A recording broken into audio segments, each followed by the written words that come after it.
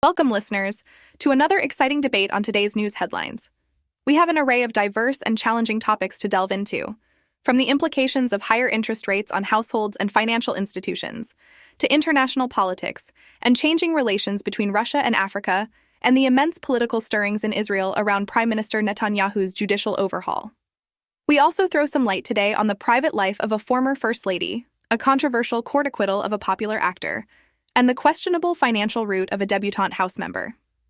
And as we continue in our journey around the globe, we tackle a contentious issue in higher education, an open admission of a pop star in Japan going against the social norms, a look into what lies in the future for Israel, and lastly, the inflation woes that are making the jobs of big consumer companies and the Federal Reserve a bit more complicated. To discuss all this, today we have two remarkable and passionate speakers with us. First, let us welcome Chris, an esteemed author and journalist hailing from Kansas City, who has made deep strides in literature, politics, and cultural critique while being a proud atheist. On the other side of this intellectual table, presenting a faith-based perspective on these issues, is Jacob, a learned rabbi who calls Los Angeles his home. Welcome, Chris and Jacob, to what promises to be a stirring, thought-provoking debate. Let's get started. Thank you for the warm welcome.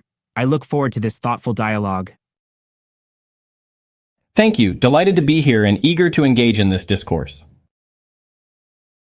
Our first topic for today's debate revolves around economics.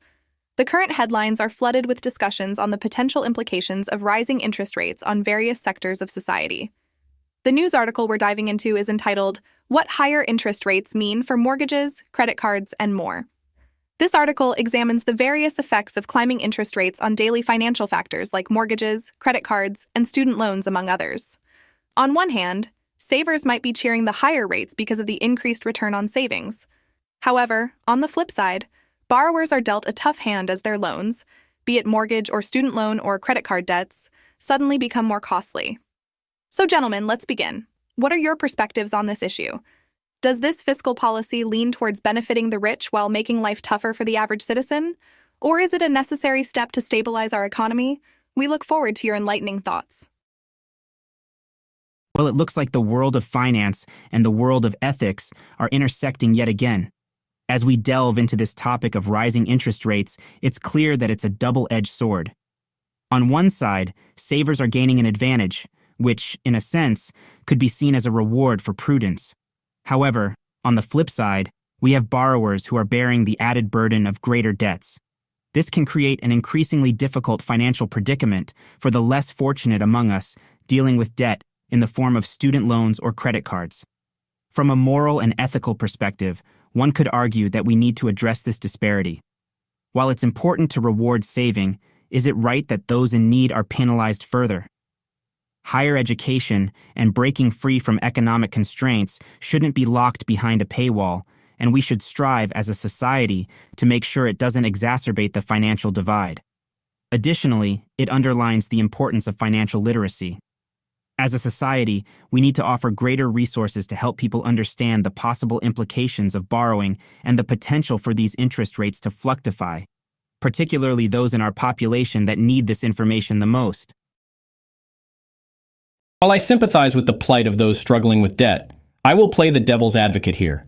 Jacob's point about disparity isn't necessarily evidence of an inherent moral dilemma. The nature of loans and credit is that money is being borrowed, sometimes without concrete plans for repayment. This introduces inherent risk to the lender who's provided the capital. You might argue, a leap of faith if you liked. As such, interest rates serve as a balancing mechanism to account for this risk. It's a fundamental principle of economics. Those who borrow indeed have to face these costs. But it isn't a penalty for being less privileged, rather a cost for seeking immediate economic relief over long-term savings. It's a cost-benefit analysis that each individual has to weigh up, a decision made based on their knowledge, understanding, and circumstances. That being said, where Jacob and I do seem to agree is on the importance of financial literacy. The issue here isn't necessarily the existence of interest rates, but rather poor understanding of their implications. However, I'd argue this isn't unique to this problem, but rather an endemic issue in our society. Lack of knowledge in how to approach complex issues, in this case financial, is indeed, I would agree, a broader societal failing that we should focus our energies on addressing. Continuing with our session, let's move on to a rather critical international issue.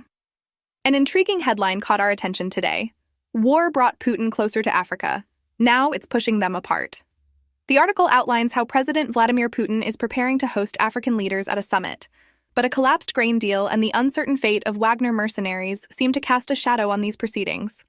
Chris, Jacob, I look forward to hearing your perspectives on this geopolitical situation. It's indeed compelling to see Putin's predilection for positioning Russia as a renewed global power being seriously challenged. With the collapsed grain deal and the ongoing dilemma of the Wagner mercenaries, Putin's so-called camaraderie with Africa is falling into serious disarray. It's a striking demonstration of the practical flaws of making political alliances solely for strategic convenience, rather than based on shared values or mutual respect. These posturing tactics of Putin are indicative of the Russian government's persistent pursuit of superpower status on the world stage, despite an ailing domestic economy, civil liberty issues, and systemic corruption. The failure of this alliance only exposes the Kremlin's neglect of its internal issues while trying to extend its international influence and control, often through militaristic maneuvers and economic manipulations, thereby leaving its vassal states feeling exploited and disillusioned. And as for the case of Wagner mercenaries, it's adducing yet another layer of moral bankruptcy. Using privately funded military personnel not only offers a conveniently deniable foreign policy tool, but also festers a dangerous culture of violence for hire that's liable to backlash at any time. In conclusion, it's high time for the international community to revisit our strategies in dealing with such kind of misleading alliances and geopolitical maneuvers. We must uphold the values of transparency, dignity, and mutual respect above all else. Otherwise, we risk emboldening these anomalous practices through passivity, which is something we cannot, and more importantly, should not tolerate. While I recognize some of the concerns brought forward, I would argue that the situation is not as black and white as it's being painted. International relations, especially on the level of Russia and African nations, are complex and multidimensional. The collapsed grain deal and the Wagner mercenaries are certainly unfortunate elements, but they cannot single-handedly define the entire relationship between Russia and Africa. One must take into account the length and depth of this relationship, which actually dates back to the 1960s, when Russia was a significant supporter of many African countries in gaining liberation from colonial rule. Even during the Cold War, Russian ties with Africa were partly responsible for balancing Western influence. It's also worthy to remember that Africa needs international allies who can help, not just criticize or impose Western concepts of democracy, rights, and governance. Africa is not a monolith, and for some countries, having Russia as an alternative to the West or China might be an important factor in safeguarding their sovereignty. The Wagner mercenaries issue, as off-putting as it is, must be looked in the broader context of the unfortunate global rise of private military contractors, which is a trend vastly practiced by Western countries as well. It's a regrettable part of modern warfare that needs addressing, but it doesn't solely blame Russia. Furthermore, we must remember that many Western nations also have a history of strategic alliances for their geopolitical interests, some of which we have sadly seen crumble even more disastrously. Instead of outright condemnation, perhaps there's a need for more nuanced engagement with Russia. This could open new channels for communication and hopefully usher in more responsible behavior. All right, gentlemen, let's move on to our next topic of discussion. We have a headline here that's making quite a lot of noise. This comes from Israel. The headline reads, Israel's High Court agrees to review Netanyahu's judicial overhaul. Briefly, the crux of the matter is that the Supreme Court of Israel has consented to hear petitions next month against a newly implemented law that trims their own authority. This law has been forcefully propelled forward by Prime Minister Benjamin Netanyahu, this action being taken regardless of the prevailing political instability in the country. Chris, Jacob, this is something that directly involves politics, religion, and ethics. Elements you both fundamentally hold contrasting opinions about. Let's dive in, shall we? Jacob, we'll start with your interpretation of the situation. First of all, we must appreciate the unique democratic system in Israel, where even the High Court is accountable and its authority can be challenged. The recent decision by the court to review Prime Minister Netanyahu's judicial overhaul reminds us of the importance of checks and balances in a robust democracy. However, it's important that we remember that the ultimate authority in any democracy lies with the people. If the people support Netanyahu's approach and his policies, as they have done in multiple general elections, then it's crucial to respect that mandate. As for the political turmoil, let's not forget that political turmoil is a common trait in most governments, and Israel is no stranger to this phenomenon. It's part of the evolutionary process of any democracy. While it's true that any democratic authority should be accountable, one must question whether this move is truly for accountability or an exercise of power consolidation by Prime Minister Netanyahu. The manner in which this new law diminishes the authority of the High Court is concerning. Plainly, this move seems to be an effort to control a judiciary that might pose a threat to his government. Checks and balances are indeed crucial to a democracy, but when the balance of power is being tilted toward the government, it undermines the very democracy it's meant to uphold. The fact that the High Court itself is being forced to contest this change is rather revealing. As for the recurrent political turmoil, it shouldn't be normalized. Repeated turmoil signals underlying issues in governance which need serious attention. Enacting such a seismic shift in power amid this turmoil is likely to exacerbate those issues rather than address them. As we move from the realm of international affairs, we come to a more personal piece that shines a light on an individual we often see in headlines. Our next article for discussion is titled, "The Very Private Life of Melania Trump." It presents an intriguing look at the life of Melania, the former First Lady, who has mostly retreated from public view while her husband, former President Trump, remains a contentious figure in politics and faces increasing legal challenges. So, gentlemen, Chris and Jacob, I open the floor to your thoughts. To ponder on the lives of politicians or their spouses in their private spheres seems like a piteously reductive affair to me. While we might certainly question the ethical accountability of public figures, and rightly so, we ought to remember that these individuals are not the whole of the institution they represent. Melania Trump in particular is not her husband. She does not, as far as we know, make policy decisions, nor does she necessarily embody or promote all of his ideologies. Her retreat from the public life is a personal choice, and one we should respect. But what about the implications this represents for the geopolitical landscape? The fact that the former First Lady has mostly retreated from public view, while her husband fights to return to power and faces increasing legal challenges, might signify a tacit refusal to engage in or endorse his political machinations. But it's a stretch to glean anything more concrete than speculation from such circumstantial evidence. In truth, focusing on the private lives of politicians or their immediate family can often serve as a distraction from the more pressing issues at hand. Issues including the escalating legal perils the former president faces, and what this portends for the future of the American political system. So instead of dissecting and discussing the private lives of the Trump family, let's shift our lens to the real and quantifiable implications of their actions in public life, how they have influenced or disrupted societal norms, and the legacy they have left, or are attempting to leave, in the political arena. While my colleague maintains that the personal lives of politicians and their spouses should be kept out of public discussion, I hold a different viewpoint. In public life, particularly in the political arena, the actions and choices of an individual and their family become symbolic and are often a representation of their values. Their choices, public and private, become part of their leadership identity and in turn influence public perception and engagement. Regarding Melania Trump in particular, she held the position of the First Lady, a role filled with responsibilities and duties that she freely accepted. Her retreat from public view might indeed be an exercise of personal will, and as my fellow debater suggests, might even hint at her disapproval of her husband's tactics. Yet from a different perspective, this distancing may disillusion those who aspire to see leadership figures standing strong, even in the face of adversity. Furthermore, the public's interest in the private lives of public figures is not out of mere curiosity or gossipy tendency.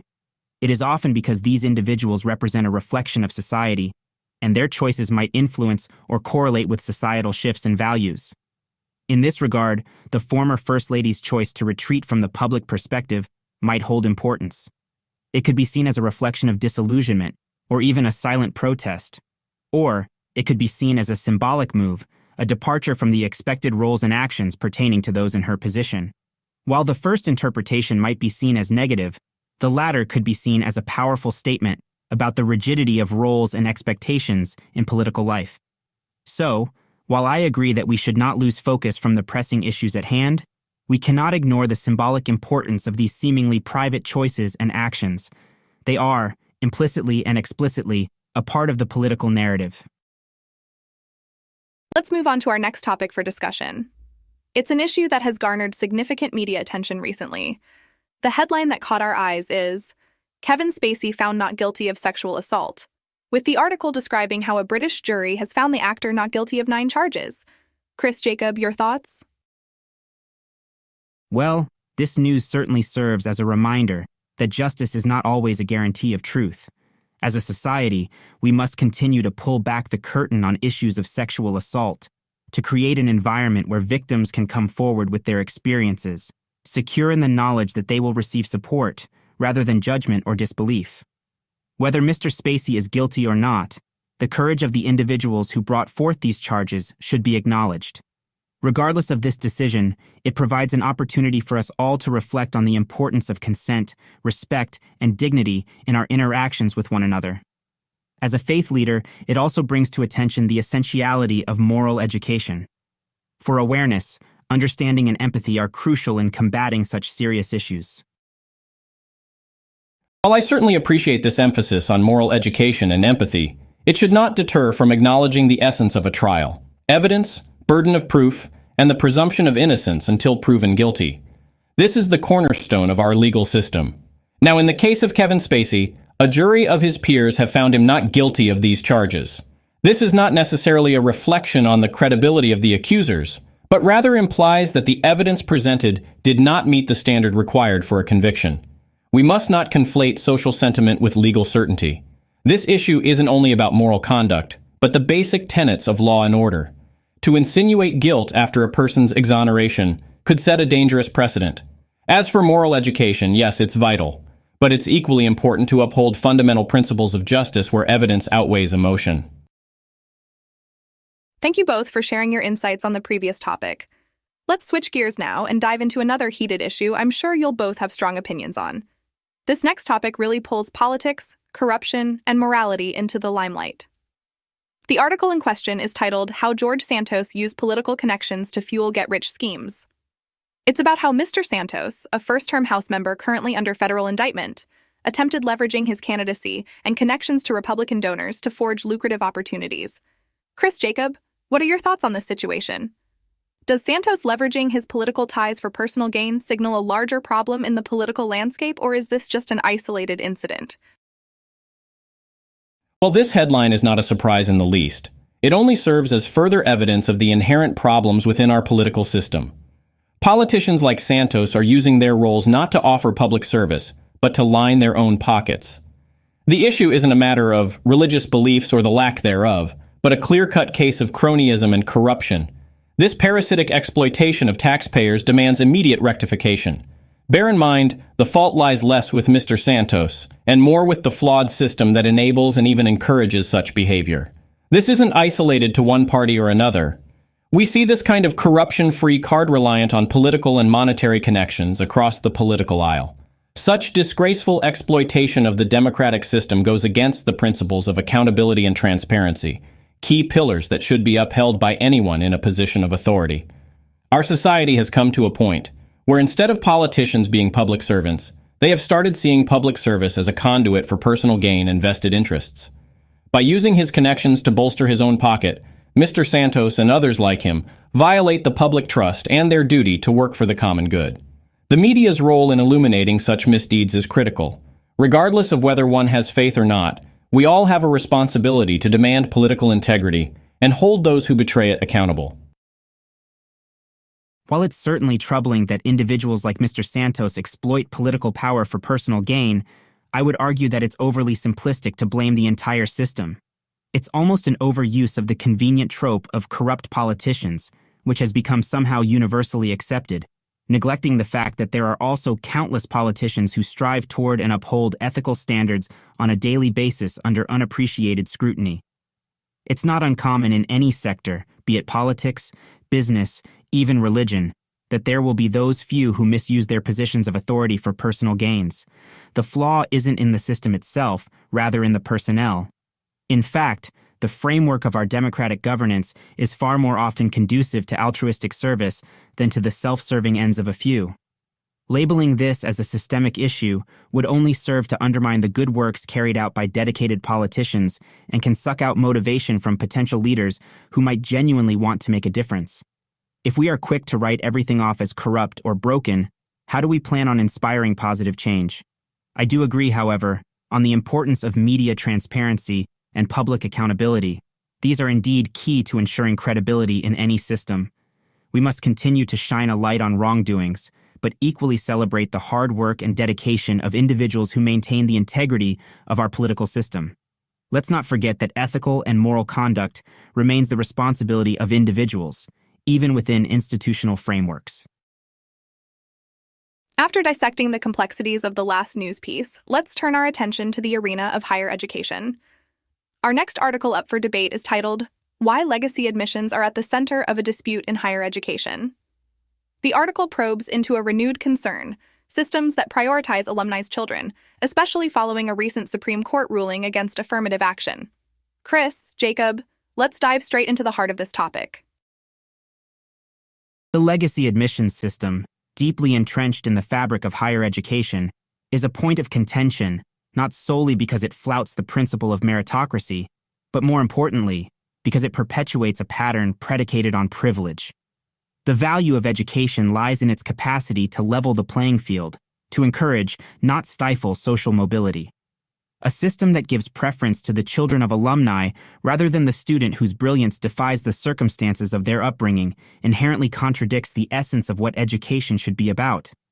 That being said, I believe the ruling by the Supreme Court on affirmative action has inadvertently nudged us towards opening up this important discussion. Are we, as a society, comfortable with the preservation of privilege at the cost of potential?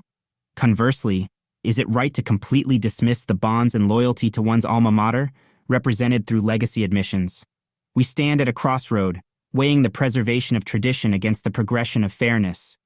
It's crucial to approach this dispute with judiciousness, for the decision we make will indelibly shape the future of higher education and, by extension, our society. After all, like the Jewish wisdom says, education is not preparation for life. Education is life itself. I would argue quite contrarily that the issue with legacy admissions isn't simply about challenging the preservation of privilege, as has been phrased, but rather about a larger systemic failing in how the education system operates. It's not about loyalty to an institution. It's about individuals, often wealthy and connected, perpetuating an elitist cycle, which has led to an increasing stratification of society. An adversity to legacy admissions is not a dismissal of bonds forged through academia. It's a critique of how they're leveraged to further the interests of a particular group. This is not tradition, it's institutionalized favoritism. The truth is, in a meritocratic society, such provision shouldn't exist at all, as they undermine the very basis of what higher education represents. The cultivation of intellectual prowess, the nurturing of inventive minds, and ultimately, the preparation of the next generation to take on the world. Supreme Court's ruling against affirmative action is indeed prompting renewed scrutiny of legacy admissions. However, we need more than just reopening the discussion. We need to establish a complete overhaul of the system to bring it back in alignment with the principles of fairness and equality. The foundation of higher education shouldn't be privilege, it should be potential. And if there is any legacy to be preserved, it should be one of opportunity for all, irrespective of their lineage or economic status. Thank you both, Chris and Jacob, for your poignant insights regarding that last article. We're now shifting gears to our next news headline. This one originates from Japan, where, in an unprecedented move, pop star Shinjiro Atai has come out publicly as gay. This is unusual in a country as conservative as Japan. Shinjiro has said, "I don't want people to struggle like me," which implies a broader statement than just his own personal identity revelation. Gentlemen, what are your thoughts on this? Chris, we'll start with you. Well, isn't this a refreshing deviation from the norm? Bravo to Shinjiro Atai for his courage in the face of immense cultural pressure. The narrative playing out in this headline is a reminder of the human struggle to own one's identity, particularly in societies that are less accepting of variant personal orientations. The struggle of individuals like Atai is a testament to this. It's a stark example of the socially constructed, often religiously backed bigotry and discrimination that we must confront and defeat globally. Any society that values the freedom of the individual ought to support such candid and meaningful discussions about identity and sexuality. After all, we should not be forming judgments about people based on who they choose to love, but rather how they choose to behave, their contributions to society, and their adherence to the universal principles of human dignity and decency. While I can appreciate the emphasis on individual freedom, I think we are missing a crucial piece in this conversation. It is less about religion per se, and more about tradition and societal values. Our societies are complex structures that have evolved over time, and tradition plays a crucial role in preserving unity and establishing societal norms that guide both societal and individual behavior. Now, that is not to say that there should be no change. On the contrary, societies must continually adapt. However, we should be mindful of the pace of these changes, ensuring they aren't leading to social dislocation or upsetting the equilibrium unnecessarily. Coming out as gay, as Shinjiro Atai has done, should be seen in this light. It's a personal journey that should be respected, but one that takes place within a larger societal context. What needs to be done is a respectful dialogue within tradition and not a dismissal of it.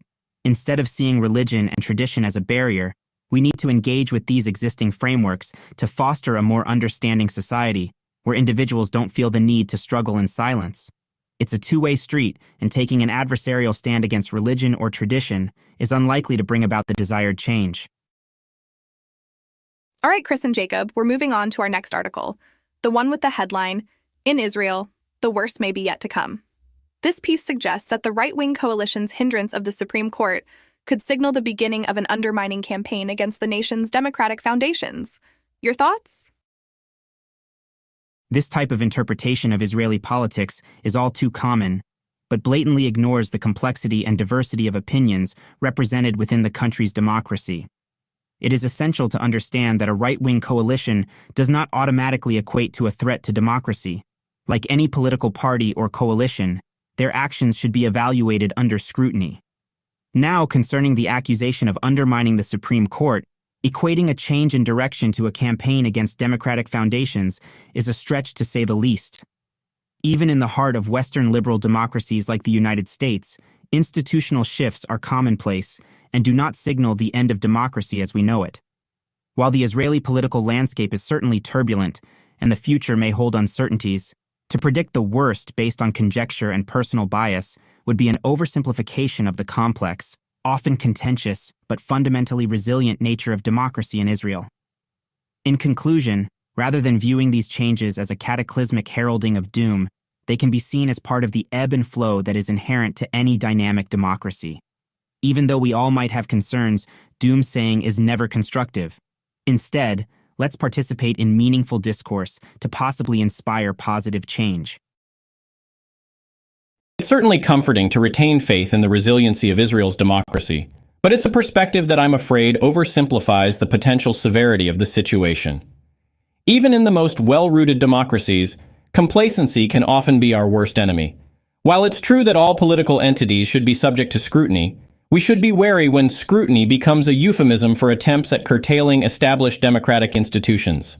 The change in direction you cite isn't a mere policy shift, but rather a disconcerting encroachment upon the independence of the judiciary.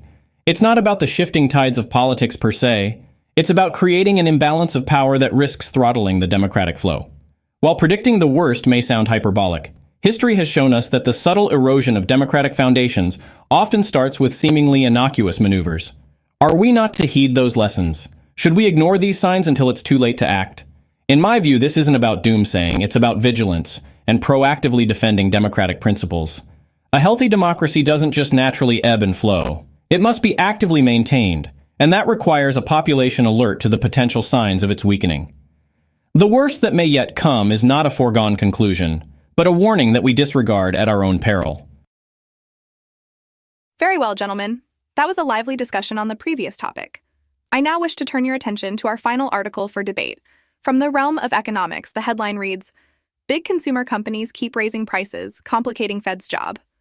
Apparently, heavyweights like Coca-Cola, PepsiCo, and Unilever have reported significant price increases in the second quarter. This is posing complications for the Federal Reserve's quest to tame inflation. Chris, Jacob, over to you for your thoughts. It's not surprising to see big consumer companies raising prices, given the increase in their production cost due to the pandemic disruptions, which have hit across the value chain. To compensate, they inevitably pass on the burden to consumers, whom they believe have been cushioned by the stimulus checks issued by the government. The unintended consequence, however, is that it blurs the lines for the Federal Reserve when it needs to draw a distinction between transient inflation and more persistent price pressures. In an ideal system, we wouldn't put the onus on the Fed alone to tame inflation. The government and companies have roles to play. Good governance involves putting adequate checks and balances in place to prevent the economy from overheating. Meanwhile, companies must demonstrate ethical business practices, putting people over profits. Nevertheless, the reality is a dance of market dynamics and strategic maneuvers that may not always serve the consumer. All this points to the complexities of our capitalist system, creating an endless discourse of ethics, economics, and social responsibility. But then, that's the world in which we live, isn't it? While I can understand the sentiments articulated, I would like to put forth an opposing viewpoint. Companies aren't simply raising prices out of greed or an insatiable desire for profits, but to navigate through a challenging economic environment marred by supply chain issues and increased costs of raw materials. These businesses, large and small, are themselves victims of the same inflationary trends they are being accused of exacerbating. As for the Federal Reserve, it is their responsibility to steer the nation's economy. It's an intricate task that requires maintaining a fine balance between multiple stakeholders or interests. One must remember that price stability is a key part of their mandate, and they have been dealing with such situations for decades. Inflationary pressures aren't a new phenomenon for the Federal Reserve to handle. Moreover, we often assume that companies have a choice in increasing their prices. Realistically, if a business doesn't increase prices in correspondence to the increasing costs, it won't sustain, and that will lead to closures, bankruptcy, and job loss. So in a sense, these price hikes are not just about companies maintaining profits, but also about their survival. While I agree the capitalist system isn't perfect, it's crucial to acknowledge that businesses are also influenced by the same economic conditions that impact consumers. Balancing ethical business practices with sustainability in a challenging economy is a tough act indeed, and perhaps some empathy is due for both sides of the equation. Well, folks, that brings us to the end of today's insightful and riveting discussion. We hope that it encouraged you to look at today's headlines with a fresh perspective and maybe think a bit more deeply about them. We'd love to hear your thoughts, so don't hesitate to share them with us.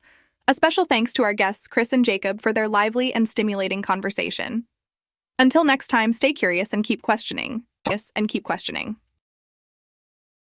Thank you, host, for the platform, and to Christopher for the thought-provoking debate.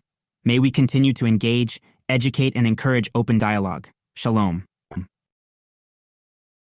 Host Rabbi, it's always a pleasure to spar with words. Until next time, let's keep the dialogue sharp and free from dogma.